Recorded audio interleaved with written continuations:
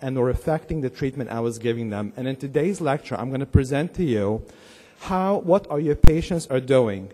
This way you're aware if you're giving a treatment, how is that negatively affecting the treatment you're giving them according to the diet they're following. And I'm going to present to you a brand new diet that you're going to hear about a lot in the media in the next months or so. And it's based on the master's program from the University of South Florida. I was just speaking with Dr. Pamela Smith in Dubai where I was presenting. And really this diet is a compilation of the number of years that I was sitting here with you to put it together in one diet. So in today's lecture, we're going to talk about the effect of low-fat diets, low-carb diets, the American Heart Association diet, and the Mediterranean diet on our patients' hormone, and how hormones control weight. I'm going to talk about food allergy, weight gain, neurotransmitter, toxins. I'm going to present to you the hormone-friendly diet. I must apologize to you that I'm probably going to run through a little bit through the hormones because I was giving 40 minutes, but it's 75 slides, but I'm sure you're going to hear about a lot of the hormones in the next couple of days. I'm also going to present to you the latest information on research on cholesterol. Statistics, they're really awful. 125 million Americans are currently overweight or obese. Being obese predisposes one to over 35 major diseases. Obesity has an annual cost of about $125 billion in the United States.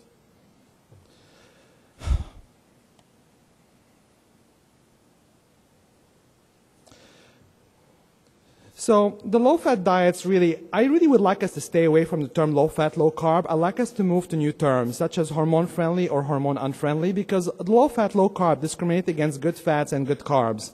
And they had no scientific basis. They were born after the government from the USDA. And in turn, they were just told, maybe Americans are not too smart to know there are good fats and bad fats. So you still hear the term low-fat, but it's really, really bad. It's very bad for hormones, as we know. This is the famous original USDA food pyramid that probably you remember from your residency and medical school with tons of bread and pasta. And you know what does that to hormones. So, of course, high carbohydrate diet, there is insulin level, there is cortisol level, there is leptin level. They affect thyroid because thyroid is negatively affected by leptin. They also lead to decrease in growth hormone. You may be having an older patient that you're giving him growth hormone, and you may have a negative effect on IGF. So be very aware of what your patients are doing when it comes to diets. They affect sex hormone negatively. So a patient who's on bioidentical hormone, you don't see results. Again, it has to do with her diet. Maybe she's following a low-fat diet. And they decrease DHEA because they simply are lacking the good fats because these hormones, and many of them, are made out of natural fats. So, of course, with the failure of the low-fat approach, many of our patients turn to low-carb trend, such as, the Atkins diet, the South Beach diet. And, of course, they help. They help patients balance insulin. You're going to read about them in the medical journal. Sometimes they're recommended. They're recommended even by the American Diabetes Association. But, we really have to attend a couple of conferences here to know that high-protein diets negatively affect thyroid. I see many of my patients who follow a high-protein diet, such as Atkins, and you check the TSH, the standard test. But really, if you check the free T3, you will find it not there because they negatively affect the conversion of T4 to T3. So the patient will present to you with classical symptoms of hypothyroidism. The TSH may be normal, maybe less than 1, but then you're going to check the T3, and it's not there. And even though the patient has weight gain and hair loss. So be aware of what your patients are doing when it comes to their diet. Some low-carb diets recommend margarine. I have seen many of my patients refer to cardiologists. They put them on sugar busters and all that stuff. And, of course, margarine is plastic. So, as I mentioned, high-protein diet inhibit conversion of T4 to T3. If they are like the South Beach diet, which recommends polyunsaturated oil, they do the same thing. When people eat a lot of McDonald's and all this vegetable oil, again, they inhibit the conversion of T4 to T3. And they also inhibit the absorption of iodine. So if you have any vegetable oil in your house, I will throw it out. When a diet is way too high in fat, that shuts down growth hormone production because excess fat in someone's diet is its enemy. And you don't want to do anything to shut down growth hormone. You want to keep your growth hormone as high as it could be, all the way to your 60s and 70s. You don't want to shut anything the hormone that's making you useful. Of course, if they encourage margarine, it's plastic, they damage sex hormone, and they impair leptin. So, of course, the more McDonald's you eat, the more French fries you want because your leptin, the satiety hormone, is broken.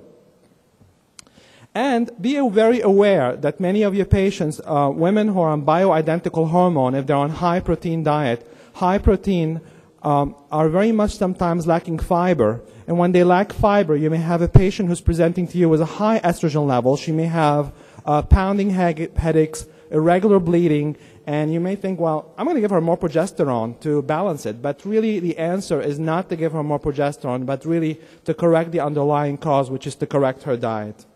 Believe it or not, low-carb diets, which are recommended by the American Diabetes Association, eventually damage insulin, just like low-fat diets. Of course, they cause gout, kidney stones, and red meat are linked to cancer. And the reason is that processed meat are linked to diabetes. Many studies have found that if you eat like bacon, cold cuts, hot dogs, and all that stuff that are favorite protein choices on low-carb diet, eventually after 12 years or 13 years, insulin eventually is damaged. The pancreas is damaged. So we think that low-carb helps balance insulin. It does not. It's temporarily. Now, red meat, I heard a lot of the stuff in the media. You know, you watch Today's Show, and, you know, red meat is linked to heart disease and cancer. If you're eating a lot of red meat every day, you should limit that to once every 3 weeks. And processed meat in particular, because of the nitrites. If you order a steak, it cannot be well done or very much cooked, because it has to do with the heterocyclic amines that are formed when the meat is well done. The same goes for smoked meats, such as, you know, smoked salmon, smoked turkey. They're not smoked. They are, you know, injected with chemicals that are linked to cancer. And the reason that red meat is associated with cardiovascular disease, and I heard that in the media that they say, well, it has too much saturated fat. It's not the saturated fat. It's probably people who eat meat probably eat potatoes, so they eat French fries, so it's the trans fats. It could be the iron, so because every percent increase, 1% of ferritin has a 4% increase in cardiovascular disease. So people who eat red meat can have higher risk of many GI cancer and also heart disease. And it has to do probably with oxidized cholesterol, but it has nothing to do with the fat present in the meat. Margarine, of course, it impairs many hormones. The American Heart Association moved from a low-fat diet to a more balanced approach, 35%, but they recommend the wrong types of fat, polyunsaturated oil that I just mentioned. They damaged thyroid. And they suggest stop margarine, which is made out of soybean oil. Again, that's a plastic fat. And they discourage saturated fat that are needed to make sex hormones. Fat-free dairy is linked to, I'm sorry, this is, I corrected that. It's decreased fertility. Women who drink or consume 2 servings of fat-free dairy a day, according to the study, were found to be infertile. And that because fat-free dairy, if people eat like a yogurt with 50 grams of high fructose corn syrup, it impairs insulin, it impairs sex hormone. So it's decreased fertility. Now, I am not a fan of the Mediterranean diet, and you're going to think I'm really crazy, but I will tell you why the Mediterranean diet is not the optimal diet for our patient.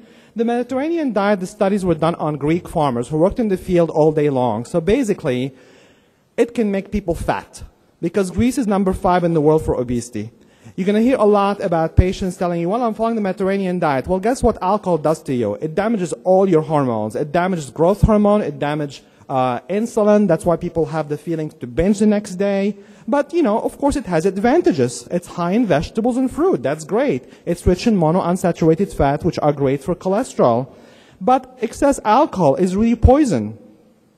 So it's heart healthy, but alcohol is bad for every hormone. It's bad for sugar metabolism.